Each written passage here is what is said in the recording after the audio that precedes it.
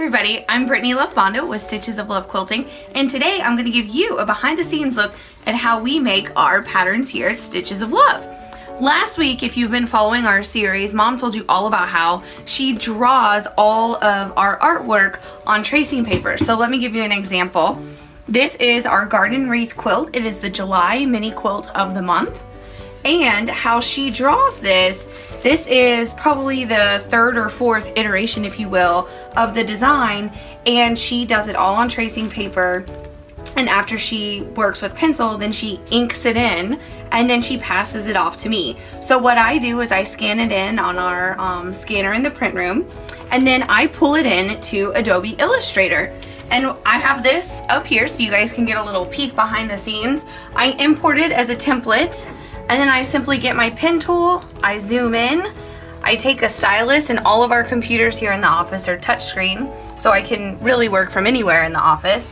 And I just take my stylus and I truly trace Mom's exact lines. So when you're getting a pattern, you are getting the same artwork that Mom drew originally.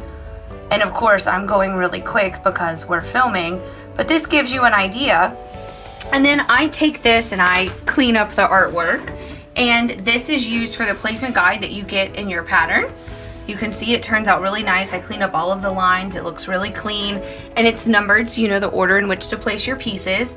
And then if you're not purchasing the laser cut kit, you also receive, well, you receive this with the laser cut kit as well, but you don't necessarily need it. When you receive the pattern, you have all of your pieces reversed already, so that if you, again, are not working with the kit, you can trace everything on your heat and bond light or your fusible of choice and be ready to sew right away. These are also the exact shapes that we then import over into our laser. So the exact shapes that you would trace or the exact shapes that you get in your kit all go back to Mom's original artwork. So I think that's really cool that you're getting her exact little innuendos. It's really funny. Sometimes she'll be like, who drew that? And I'll show her the original, like, you did that. So once we get all of that ready, then we go into InDesign. We have a template for our pattern so that it follows our brand guidelines every time.